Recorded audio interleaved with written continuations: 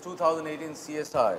My name is Rajesh, Rajani, and it's going to be a great occasion for us today because we have with us someone who does not need any introduction. What I'm going to say is that the sun rises every day. We don't clap our hands. We have Dr. Samuel Matthews, clerical, and Mrs. Beena Matthews with us. Dr. Matthews does not need any introduction in interventional or cardiology faculty. He is the father of interventional cardiology, and I'm not going to speak much words about him. We all know him. We are babies in front of him and groomed us. We are going to speak to, sir, if I may address you today, about not exactly about interventional cardiology, but we're going to give a different dimension today. We are going to speak to, sir, beyond wires, beyond stents, beyond balloon, beyond interventional cardiology. We're going to explore about Dr. Matthews, a different dimension, a different person altogether. And that's going to be an interesting half-an-hour journey with us. I'm going to take much time. We just begin, sir, with the first question to you as a transition. So how did the interest evoke in you, and how were your formal training processes? And then we'll go to a both sort of a thing, a journey sort of a thing from you, sir. Morning, Rajesh. Good morning, everybody. This is the first time I am getting questioned what was my journey through interventional cardiology. I have addressed hundreds of meetings, but this is something interesting and very, very personal. As to answer your question, how did I land up in interventional cardiology? There are a few instances while in cardiology training days in Madras Medical College. The first set of articles on interventional cardiology came up. And I had not seen even a catheter in my life. But those days, the cardiologists will understand, when we inflate the balloon, we cut the blood flow totally from the heart. So it was always believed that after 10 seconds you have to deflate the balloon, otherwise the patient will get a heart attack. Looking at the different pictures and diagrams of the catheter, I thought we can make some side holes on the catheter and allow blood to flow through beyond the balloon. And there was no internet, there is no WhatsApp, there is no YouTube, nothing. So we have to write letters when we want to convey something to anybody. So I wrote a letter to Andreas Grunzing. Why don't you think of a possibility of developing a catheter? What year was that, sir? That was 1982. Wow. And within a month, I got a reply back. Dr. Mathew, I'm really interested to know what your thought process is. And he invited me to go to Switzerland. That time he was in Switzerland. And discuss the possibilities of developing this catheter. And we went there, but it didn't work out. But still, I had an exposure to Andreas. And he moved on to Emory University, Atlanta. So we continued our communication. And halfway through the DM, I left and moved on to Atlanta to get training in angioplasty. It's crazy, yes, but some people are crazy. That is the truth. Probably some craziness you must have in your mind, in your attitude. Otherwise, you can never embark on something which is very, very new those days. And maybe that is the way it happened. So, and then you underwent training over there for how many years? I mean, how many years? Yes, multiple stints of three years it took to get trained. Fair enough. And did you have a good time with him? Was he he was such a marvelous person. I'm sure some of you would have at least seen his pictures. Yes. He looks like Clark Gable. Right. Very, very charming person. You will fall for him by his looks, you will fall for him by his knowledge, and you will be at his feet by his performance. Unbelievable person he was. He's still not gone with the wind. He's still there in the Oh hearts. no, it is in the hearts. Any of you have walked into my office will see his picture everywhere. Yes. I mean, that's what he is, and he was. So as the training was coming to an end, what were the feelings coming to your mind, coming back to Hindustan, India, and how your process of setting up the whole thing as a pioneer, doing your cases, how did it evolve? There are a couple of instances which led us to what has happened today in India. He, unfortunately, Andreas Grunzig, passed away in October of 85. And we had a dinner in his house, and he was getting very emotional about his procedure because there were so many people, especially Jeffrey Hartzler, started doing angioplasty in acute MI, multi-vessel. So he thought it is not rational thinking. It is very, very risky. And he was considering that this procedure will go haywire and will get a bad name. And he told us something. All of you have a responsibility to me to perpetuate what I taught you and what you have learned from me. And do it honestly and correctly and never do something for a personal gain. This was the last word we heard from him, and he died 1 week later in an aircraft accident. So to me, I had a dream to develop angioplasty in India, but also as Indians, we have a lot more emotional involvement when a teacher talks to you and he is no more. And last sentence, that will ring in your mind all the time. So to me, I was very sure he has given me a responsibility to teach everybody. That is the message he has given me, a mandate he had given me. I had to fulfill that mandate because I thought if I don't do it, I will lose his blessings, which I thought I cherished it, I loved it, and I took on that challenge and came back to India. Awesome. Now, as you came to India, your basic thought process, your basic, the multiple centers. How did you start off, and then proceed the journey of getting the science incorporated? Because you are the father of interventional cardiology in India, and just take us through the journey, sir. We went. After I came back, I went around all the hospitals in Bombay, met all the trustees, all the head of the departments of cardiology, and said, this is a procedure which is going to come, will establish, give me a chance, I have got the training. Everybody treated me like a leper. He said, this fellow is an idiot, he is talking all nonsense. Indian vessels are small, angioplasty will not work. Very, very discouraging it was. Nobody wanted to touch me. Just to interrupt, sir, was anyone trained? You have just come over. Was anyone having the flavor of this? Nobody had, but because we, even now,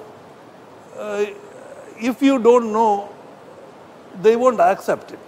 Everybody thinks whatever they know is the ultimate and there is nothing beyond. That is sometimes what we see even today's practice. When difficult cases come, they don't accept it, that if somebody cannot do it, that somebody else can do it, that they don't accept. That is not in our culture. We have to still believe that we know everything. That is unfortunate. Yes. So how did you set up the whole thing, sir? Your initial setting up? Most of you know the first case, elective angioplasty, was done on 24th of January 1986 at Breach Candy Hospital, thanks to the interference of Dr. K.N. Dastur, who gave us a chance to demonstrate it. After completing that case successfully, we started going around showing that films to various hospitals, various cardiologists, but still nobody was convinced. Then came the break in Madras at Apollo Hospital. Dr. Reddy and Dr. M.R. Girinath gave me a footing, and we did the first 18 cases in Madras and had an opportunity to present that in a similar CSI 1986 at Srinagar. Awesome. That presentation opened the eyes of all cardiologists, especially the youngsters, that there is a procedure is going to come. It was floodgates opening into Madras for training. Everybody wanted to work with me and me to travel to their centers to help them.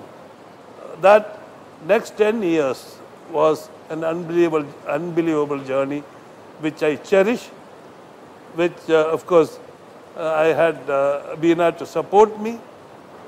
I was never at home on the weekends, and non-weekends or the weekdays we are always at work. So I never saw my children for months or years. We will. This is an important dimension you have brought into a bit earlier, but certainly I'll take it on. Madam, Dr. Mathew's fame, which is a rarity which blessed people have, so much of fame when he started off, the first person to train in Switzerland with the pioneer in the world, Andreas Granzig. How have you seen the whole emergence of the whole thing, and your feelings about it? And of course we have no doubt about the fact that whatever Dr. Mathews is today, you have a 80 to 90% share. You would agree with that? Absolutely. Absolutely. So we need to have your feelings, madam, in that. It's come out a bit early, but I think so be it.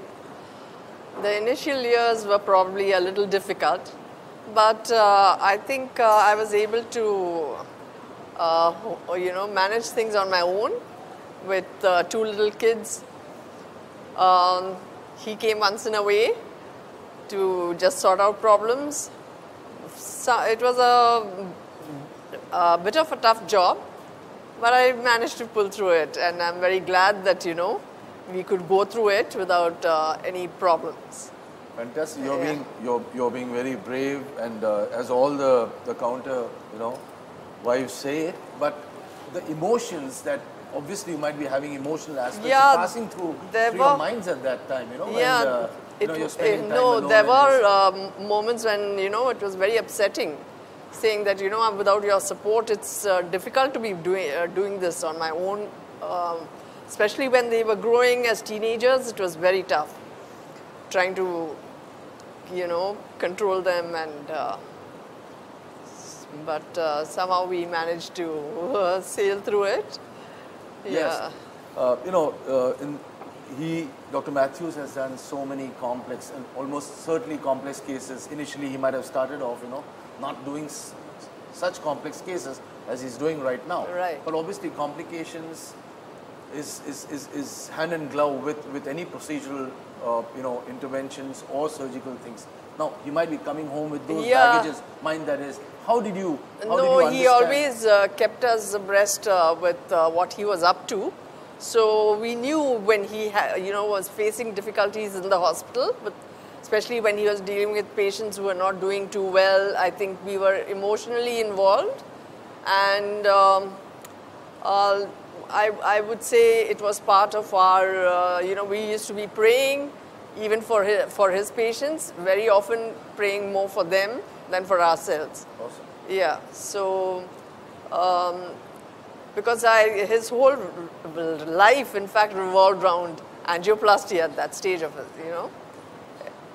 All he could think of was his work, and that probably even now. Yeah.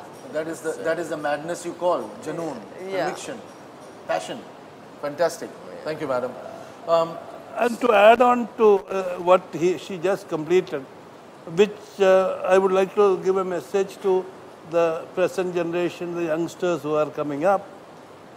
See, the emotional involvement with the family and sharing your glory and anxieties and difficulties with them, and you take it together. You share with each other, and getting the children involved makes a lot of difference. There is a much, much higher emotional attachment you develop. And imagine kneeling down with the school-going 8-year-old and 9-year-old children every day morning and praying for your patients and your work. And that's a lot of sharing of responsibility, which I think the generation has to learn, that will take them in a very, very great strides ahead. Great. So for the want of time, we'll just go a bit this. How do you find the whole system changing from where you started off? You know, the aspect of, you know, mushroom of the centers, the commercialization. Your thoughts on it? See, as many of you know, I've been traveling every other city, every other country, teaching and professing and training people to do angioplasty. That was an excellent journey, which I remember, I cherish, and all of us realize it. But the agonies also were there along with that, because the initial days, everybody was interested in learning, and we started the National Registry in 1988, and we started conducting training program all over India and abroad. Initial days, everybody wants to do only correct thing and honest thing. But it started slipping at some stage. I think the second decade and third decade in India, commercialization started coming in.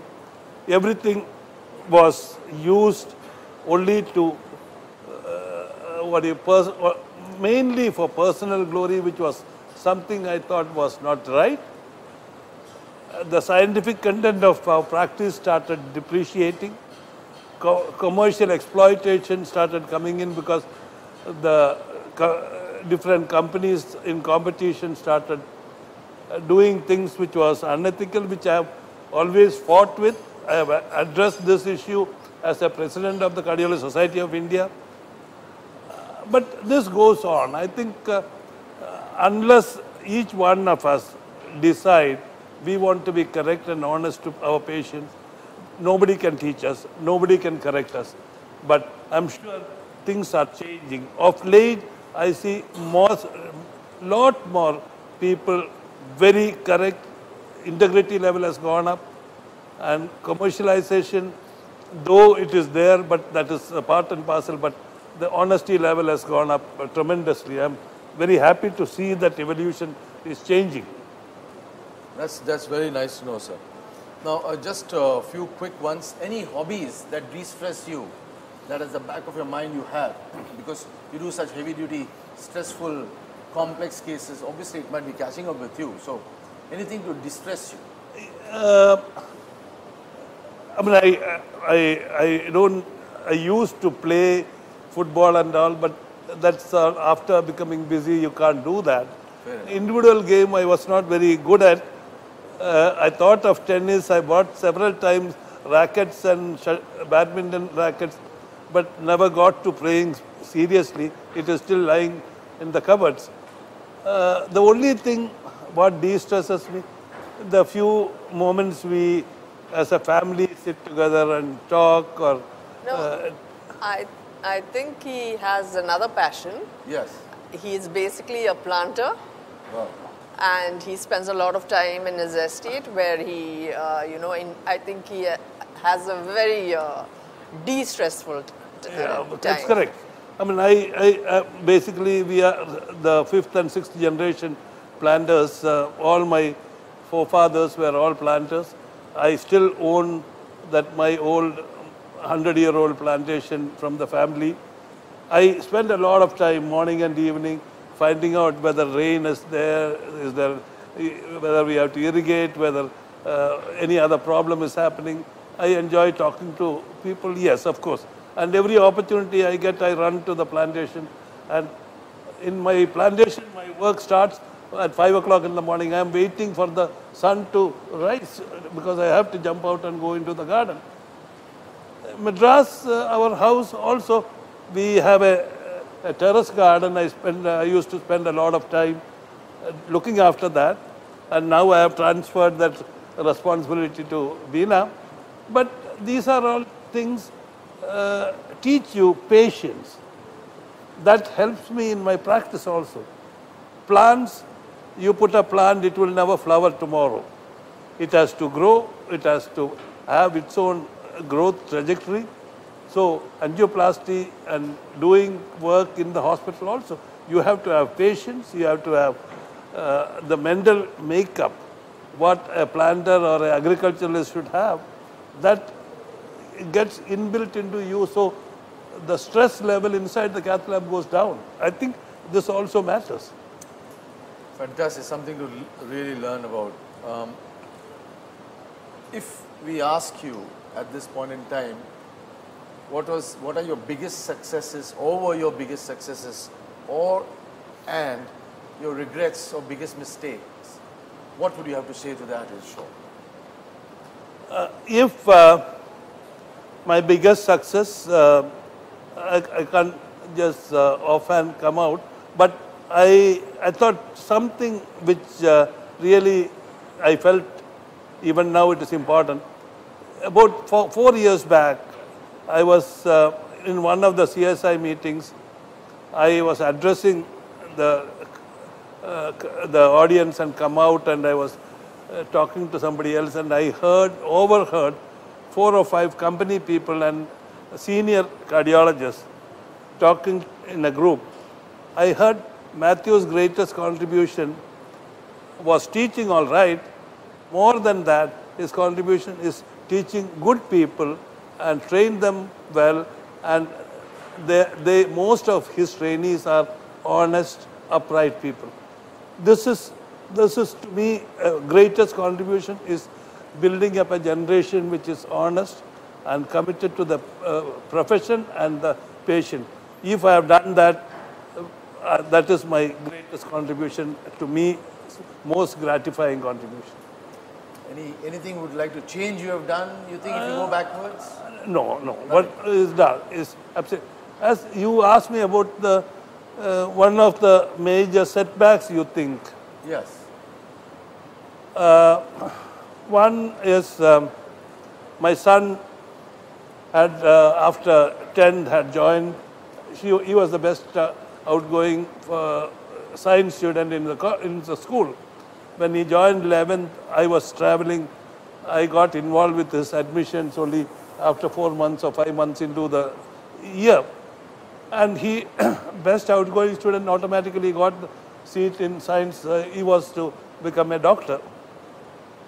But that is the same year, I got a notice from one of the patients for unethical practice, or whatever they call. I was being sued. I said, this is very unfortunate for the commitment each one of us have for our patients. This is very unfortunate. And I said, I was so upset, I went and pulled my son out of school and said, no, you cannot go for medicine. This is very ungrateful set of patients. I don't want you to suffer this. And moved him into commerce. Now looking back, it was a big mistake. Emotions, yes, affect you, but that should not have made me pull my son out of a possible being a doctor situation to something else. I think that was very unfair and very unfortunate. I regret it, yes, today. Yeah. But sorry, you were saying something. No, I think he finally went into law. Yes.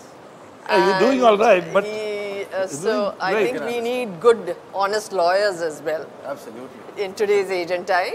Absolutely. okay, So, that's right. Absolutely. So looking at it, I feel it probably worked out. All you know, right. yeah. Sure. All right. Sure.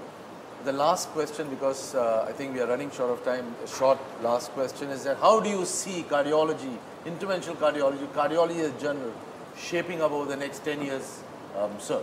See, all of you are seeing now cardiology is actually encroaching upon the surgical field totally.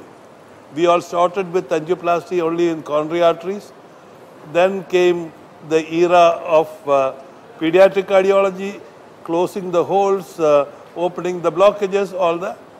Now structural heart has eaten into the surgical work totally. Now we can replace the aortic valve, which I am very, very committed towards TAVR, which is establishing itself. So many more valvular heart disease treatment is getting in. So cardiology practice is really, really progressing too hard. Now it's difficult to cope up with. So I am happy for the next generation because of the development has been so beautiful and so encouraging. There is a great, great future. But as long as we all hold on to the fact of ethics, morality and honesty, we owe it to the nation, owe it to our patient. Let us not deviate from it. Let us take a vow today that we will uphold these features time to come for many, many, many years and all your life.